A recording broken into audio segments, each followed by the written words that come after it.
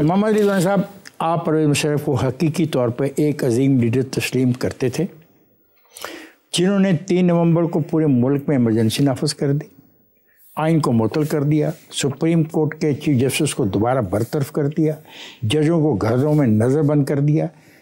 بقول آپ کے مشرف کو عوام میں خصوصی پذیرائی بھی حاصل تھی۔ کیا آپ کو لگتا ہے کہ مشرف کی اقدامات نے ان کی مقبولیت میں کمی کی؟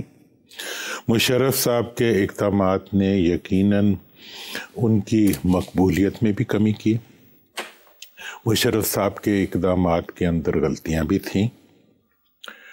مشرف صاحب کی جو سب سے بڑی وہ تھی کمزوری تھی، وہ پاکستان تھا۔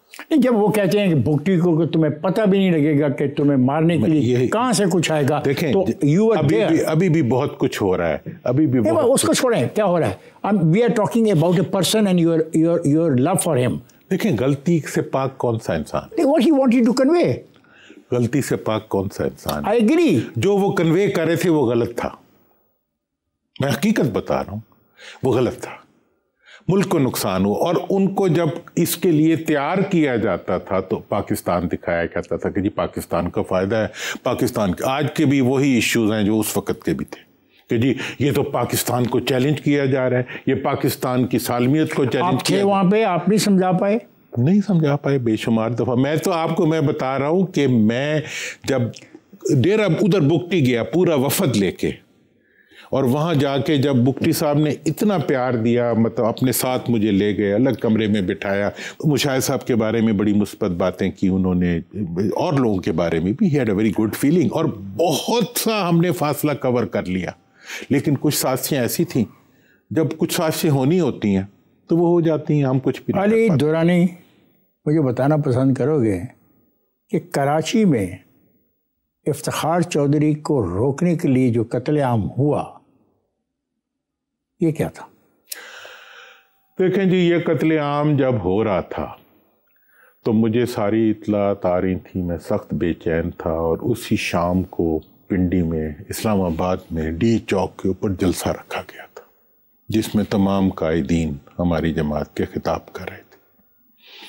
میں انفارمیشن منسٹر ہونے کے باوجود اسٹیج کے پیچھے بیٹھا رو رہا تھا اور میں نے تقریر نہیں کی۔ I refused to۔ مجھے دکھ تھا، اور میں آج بھی وہی دکھ محسوس کرتا ہوں، اور آپ اس دن کا ریکارڈ نکال سکتے ہیں۔ آپ کہتے ہیں کہ پاکستان کی سیاسی اور آئینی تاریخ کا سفر انکار آئین سے لے کے توہین آئین تک کا ہے۔ بتانا پسند کریں گے کہ آپ انکار آئین کے تحت حلف لے رہے تھے یا توہین آئین کے تحت حلف لیتے رہے؟ یہ مجھے دیکھیں، یہ نقطہ جو ہے نا، یہ آج تک کی میری جو سیاسی زندگی ہے اس کا ایسنس ہے۔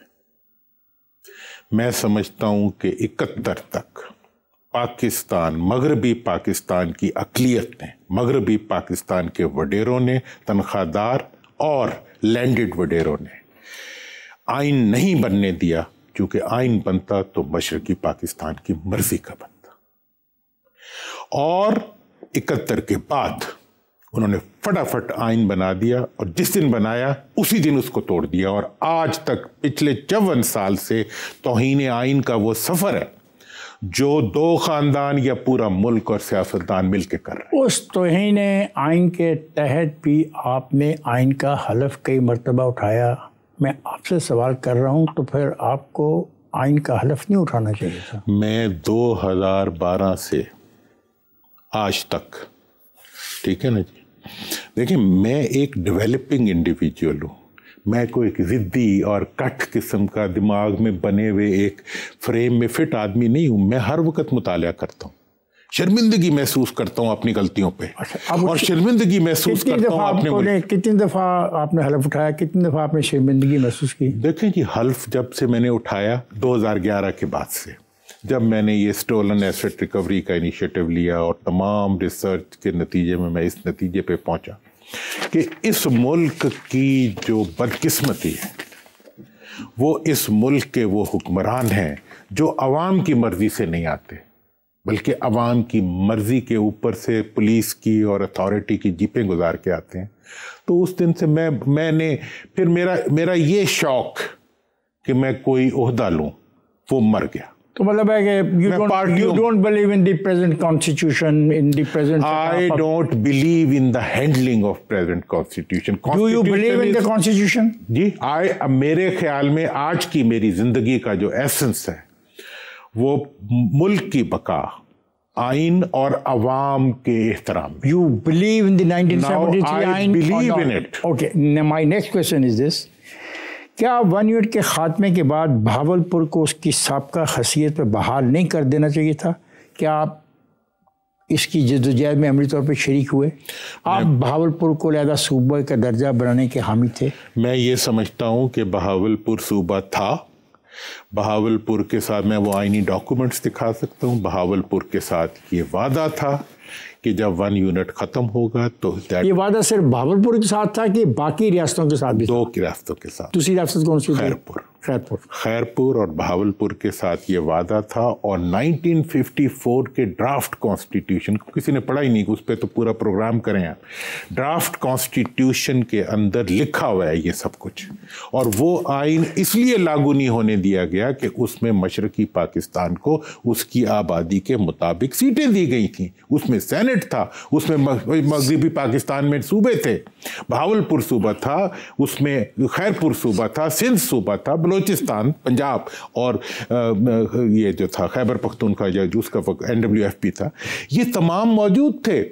اس لیے نہیں اس کو لاگو ہونے دیا گیا. اور پہلا جو آپ کو سول مارشل لا لگا ہے پاکستان کے اندر وہ 54 میں لگا ہے، جب آپ نے مولوی تمیز الدین کی اسمبلی کے اندر اس آخری خواندگی کو روک دیا. اور وہ draft constitution of 1954 printed by government printing press آج بھی موجود ہے اور کہیں اس کو پڑھایا نہیں جاتا. پہ ہم بات کر رہے ہیں جی، تو آپ نے کہا کہ صرف بہاولپور ہی نہیں، ایک اور صوبہ بھی جو ہے اس کو ریوائیو کرنا چاہیے تھا. ٹھیک ہے نا؟ اچھا، اس میں لکھا ہوا تھا. آپ نے کبھی بہاولپور صوبے کے لیے کوئی جدوجہد کی؟ دیکھیں جی 2008 میں نے وہ کانسٹیٹیوشن لیا، باقی لیا. اس کے بعد سے میں نے بہاولپور صوبے کی بحالی اور جنوبی پنجاب صوبے کے قیام کے لیے میں نے اسٹرگل کیا. یہ بہت پرانی بات ہے. میں جیل میں تھا، سبی جیل میں، اور میرے ساتھ ایک بہاولپور کا قیدی تھا سیٹھ عبید الرحمان. یہ بہت پرانی بات ہے. تو آپ کو یہ بات اتنی دیر کے بعد خیال آئی؟ دیکھیں ہمارا یہ ہوتا ہے کہ میں مطالعہ کرتا ہوں، پڑھتا ہوں نا. بہت سلو مطالعہ نہیں تھا؟ ہو سکتا ہے. میں ایک دن بہاولپور گیا تو ہمارے وہ ہے ایک جرنلسٹ ہیں، میں نے اسے کہا کہ یار ایک گولی مار نمبر چھپا تھا یہاں اخبار کا، وہ ہے، وہ اتنی بڑی کتاب تھی، وہ میں نے پورا پڑھا. مطلب آپ بلیو کرتے ہو کہ بہاولپور کو ریوائیو کر دینا چاہیے تھا؟ بھائی بہاولپور صوبہ اگر مجیب الرحمان کو آپ دھکا نہ دیتے تو مجیب الرحمان کا بہاولپور کے عوام کے ساتھ وعدہ تھا. میں آپ سے بات کر رہا ہوں، آپ کا کیا پوائنٹ آف ویو ہے؟ میرا یہی پوائنٹ آف ویو. تو 2011 کے اندر پنجاب اسمبلی نے یونینیمسلی ایک ریزولوشن پاس کیا ہے جس کے مطابق پنجاب کے اندر 2 نئے صوبے بننے چاہیے، ایک بہاولپور اور ایک جنوبی پنجاب صوبہ. یہ یونینیمس ہے، آج بھی بائنڈنگ ہے. بائنڈنگ تو سب وہ کانسٹیٹیوشن ہے نا کہ یہاں سے اپروو ہوگا، it will go to the National Assembly. لیکن یہ ہے کہ 18th امینڈمنٹ کے بعد اگر صوبہ اس کو پاس کر دیتا ہے تو مینڈیٹری ہے مرکز کے اوپر. 2018 میں جو جنوبی محاذ بنا اس میں آپ کا کیا رول ہے؟ میں نہیں اس میں گیا. دیکھیں 2018 میں میرے پہ دباؤ تھا، سچی بات بتا رہا ہوں آپ کو، کہ آپ بہاولپور صوبے کے ساتھ مل کے آپ جو ہے وہ PTI میں چلے جائیں. یہ جنرل فیض آیا تھا آپ کے پاس؟ نہیں، فیض صاحب نہیں آئے، ان کے چھوٹے اہلکار آئے. کون؟ وہ مقامی جو لوگ ہیں، ہمارے دوست بھائی ہیں، انہوں نے آگ دیکھیں آپ کو کرنل ورنل کنٹرول کرتا ہے. ان نہیں جو گے سیاسی نا. اچھا اب اس میں جو بھائی کیا سیاستدانوں کا کیا اوقات ہے آپ کو نہیں پتا. ہمیں میں دیکھیں I don't want to glorify myself. I was under impression it was the general فیض جس نے کہا کہ آئندہ انتخابات سے پہلے تحریک انصاف میں آپ کو شمولیت کر لیں. دیکھیں جی مجھے یہ پیغام دیا گیا کہ آپ بہاولپور محاذ کے ساتھ جو ہے جنوبی پنجاب صوبے میں اور جنوبی پنجاب محاذ میں چلے جائیں. اور اس کے بعد میں نے کہا جی میں نے بہاولپور کے عوام سے پرومس کیا ہوا ہے، میں یہ کام نہیں کروں گا. اور پھر obviously جو ہوتا ہے تھوڑا بہت اس کے لیے مطلب آپ کو اس کی ریپرکشنز کے بارے میں آگاہ کیا جائے. So it was not general fair, it was some junior officer. Obviously. آپ شکار کھیلتے ہیں؟ نہیں. میں کبھی نہیں کرتا. آپ کہتے ہیں کہ پارلیمنٹ میں پارٹیاں موروثی آمریت کے تحت چل رہی ہیں اور خاندانی ملکیت کے کلچر کا مشاہدہ کر رہی ہیں. الیکشن کمیشن کو ایسی تمام جماعتوں پر پابندی لگانی چاہیے. کیا گزشتہ دنوں ایک سیاسی پارٹی کی لیڈر کی زوجہ نے جو کردار ادا کیا اس کو بھی آپ اس میں شامل کرتے ہیں؟ دیکھیں جی، میں بہت بائی دا بک چلتا ہوں، بائی دا کانسٹیٹیوشن چلتا ہوں، بائی دا لا چلتا ہوں. اور میرے والد صاحب نے علی گڑھ سے ایم اے LLB کیا ہوا تھا اور ایم اے بھی ان کا ہسٹری میں تھا. انہوں نے مجھے 2 باتیں کہی تھیں. انہوں نے کہا جی قانون کبھی ہاتھ میں نہ لینا، کار سرکار میں مداخلت نہ. پاکستان کے اندر جب عمران خان صاحب اندر ہوئے تو انہوں نے بیرسٹر گوہر کو اپنا نومینیٹ کیا. میں واحد اس وقت تو PTI کے بارے میں بات کرنا بھی جرم تھا. میں نے اسٹیٹمنٹ دی، میں نے کہا عمران خان نے یہ فیصلہ کر کے پاکستان کے اندر موروثیت کا راستہ روک دیا. آج بھی پاکستان کی تاریخ میں دیکھیں، محترمہ فاطمہ جناح نکلی، محترمہ کلثوم نواز صاحبہ نے سب سے مؤثر تحریک چلائی. میں تو ان کا بہت فین ہوں، جس طرح انہوں نے میاں صاحب کے اندر ہونے پہ تحریک بھی چلائی. اور آپ کو تو ہم سیاسی کارکن ہیں، ہم عزت کرتے ہیں. گاڑی کو اٹھا لیا گیا. ایک واقعہ اگر سناؤں، اور ایک کون سا؟ ان کی گفتگو، ان کی سٹیٹمنٹس امیزنگ. اچھا، وہ انہوں نے چلائی، اپنے میاں کو لیا اور چلی گئیں. ٹھیک ہے جی، انہوں نے، ان کی سکسیس تھی. اسی طرح انہوں نے بھی، محترمہ نصرت بھٹو نے بھی، بے نظیر صاحبہ نے بھی، ابھی ایون مریم بی بی نے بھی اپنے باپ کے لیے ٹھیک ٹھاک جدوجہد. میں سمجھتا ہوں کہ، اور میں نے اس دن بھی یہی بات کہی تھی، میں کہ یار خواتین سے مت نہ لگائے. میں کسی خاتون، آپ کو پتہ ہے میں خاتون کے خلاف کبھی بیان نہیں. اب اگلی بات میں آ رہا ہوں اس طرف. یہ جو کبھی بھی نہیں ہو سکتا، اور اگر ہوگا تو اس دن PTI ختم ہو جائے گی. جس دن کسی خاندان کے فرد کو عمران خان صاحب PTI کی سربراہی دینے کی کوشش کریں گے، اس دن سب کچھ ختم ہو جائے گا. بقول آپ کے، مجرم وہ ہوتا ہے جس کو عدالت مجرم کہے. یہ بات آپ 9 مئی کے حوالے سے کہہ رہے ہیں. 30 مارچ 2007 کو کراچی میں تقریب سے خطاب کرتے ہوئے آپ نے کہا، ریاست کی ریٹ چیلنج کرنے والوں کے ساتھ قوت استعمال کر کے سختی سے نپٹا جائے. آپ کے خیالات میں یہ تبدیلی کیوں ہے؟ ریاست کے خلاف جو نکلے گا، ریاست اس کو پریمپٹ کرے گی. یہ ریاست کی ڈیوٹی ہے قانون توڑنے والے کو. میں نے کہا قانون توڑنا کسی شہری کا حق ہی نہیں ہے. اب سزا دلانا، یار 9 مئی ہو گیا، 1 سال 3 مہینے گزر گئے، ایک استغاثہ آپ نہیں بنا سکے. اب جی 9 مئی کے مجرم بھائی نہیں. میں عمران خان صاحب سے جب میں ملا جا کے، انہوں نے ان سے اپنا شہباز صاحب سے جیل میں، اس کے بعد میں نے باہر آ کے عمران خان صاحب سے کہا تھا، میں نے کہا یار ایک تو انہیں بھی میں نے کہا تھا کہ پارلیمنٹ میں رہیں اور پارلیمنٹ کے اندر سے اپنی سنا آج کل تو بڑا آپ دوڑتے رہے، عمران ورسز شہباز، ملاقاتیں کراتے رہے، کیا بنا اس کا؟ بھائی میری تو آج بھی یہ خواہش ہے، میں تو ہاتھ باندھ کے پھرتا ہوں. وزیرداری صاحب کا بڑا اچھا بیان، کوئی نہیں مانتا، کوئی بندہ ہی نہیں. میں نے دیکھے، آپ کو پتا الیکشن سے پہلے میں پنجاب میں گیا، ادھر گیا، مجھے نظر وہ بعد میں سوال کرتا ہوں. اچھا سر، یہ جو ہے مجرم وہ ہوتا ہے جس کو عدالت مجرم کہے، ٹھیک ہے، لیکن اب سوال یہ ہے کہ جو ریاست کو چیلنج کرے اس کے بارے میں آپ کیا خیال ہے؟ اس کو جب تک ثابت نہ ہو اس کو اجازت جو مرضی کرے. نہیں، ثابت نہیں، عدالت بھی ثابت کرے نا یار. ٹھیک ہے، پھر اگر آپ نے عدالت کو نہیں ماننا، آئین کو لپیٹے بند کریں. اور پھر سوال دوبارہ سن لیں. میں آپ کی بات کا جواب دے رہا ہوں. میں یہ کہہ رہا ہوں کہ میں سمجھتا ہوں کہ ریٹ کو، اگر اسٹیٹ کی ریٹ کو کوئی چیلنج کرے گا، اسٹیٹ اس کو آہنی ہاتھوں سے نپٹے گی. ٹھیک ہے. نمبر 2، سزا کیا دے گی؟ عدالت کا. I agree. ایک انٹرویو میں آپ نے کہا، میں ایک بات تسلسل سے کہہ رہا ہوں اور کہتا رہوں گا، جو پاکستان میں تبدیلی آنی تھی وہ 8 فروری کو آ چکی ہے. سر، الیکشن کمیشن کے فیصلوں کو آپ تسلیم نہیں کرتے؟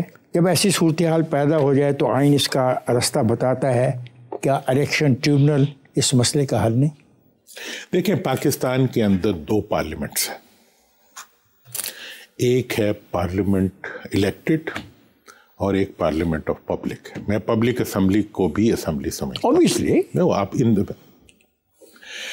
جہاں تک سوال ہے 8 فروری کے الیکشنز کا، ٹھیک ہے نا جی، 8 فروری کے الیکشنز کے لیے جتنے ٹریبیونلز بننے تھے، جنہیں 3 مہینے میں آپ نے فیصلہ دینا تھا، آج تک نہیں بنے.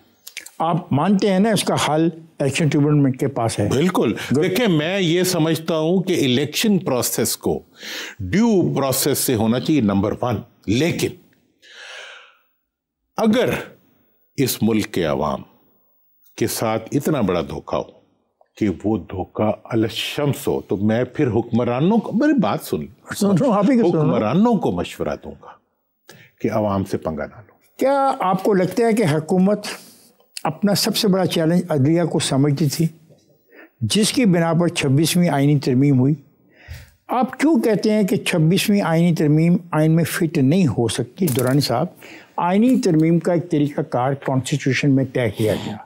اس آئینی ترمیم کو مکمل کرنے کے لیے اس تمام پروسیجر کو اڈاپٹ کیا گیا جس میں مخالف پی ٹی آئی کے اراکین بھی پارٹیسپیٹ کرتے رہے. 3 وجوہات ہیں. پہلی وجہ یہ ہے کہ حکومت کے پاس مطلوبہ نمبرز موجود نہیں تھے. 2/3 on the floor of the house they did it. بات یہ ہے کہ میں نے بوریوں میں بند کرتے ہوئے لوگ لاتے ہوئے دیکھے. میں نے پولیس ثابت کرنا پڑے گا آپ کو عدالتوں میں جا کے. عدالت میں میں نہیں ثابت کرتا تھا. تو پھر کیوں آپ نہ مانیں؟ آپ جو مرضی آئے ملک کو تباہ کرنے کے لیے کہتے رہیں اور اس آئینی ڈھانچے کو اکھاڑنا چاہیں، وہ میں مان لوں. میں یہ بات بتا دوں کہ طاقت کا قانون جو ہوتا ہے نا، وہ طاقت کے منہ پہ چماٹا بن کے لگتا ہے. بالکل لگتا ہے. تو پھر یہ رد عمل بھی ہوتا ہے، کہ رد عمل بھی اسی کا ہوتا ہے. یہی آپ سے ایک طرف ایک لمحہ پہلے آپ نے مانا کہ آئین کے معاملات میں ٹریبیونل موجود ہیں اور ٹریبیونل فیصلہ کریں گے. میں یہی کہہ رہا ہوں کہ ٹریبیونل موجود ہیں. جب ٹریبیونل کے فیصلے کا وقت آیا تو آئینی ترمیم آ گئی. آئینی ترمیم آئین کا حق نہیں ہے. آئین کا حق ہے، لیکن آئین کا حق اس وقت ہے جب وہ ایک، میری نظر میں بھی Who decided? Who will decide it? I have full right constitutionally. You can oppose the constitutional amendment, but you can't say that it is not a constitutional amendment. میں یہ کہہ سکتا ہوں کہ میں constitutional amendment کی بیس کو اپنے لیگل نالج کی بنیاد کے اوپر چیلنج کر سکتا ہوں، لیکن فیصلہ عدالت نے کرنا ہے. Okay.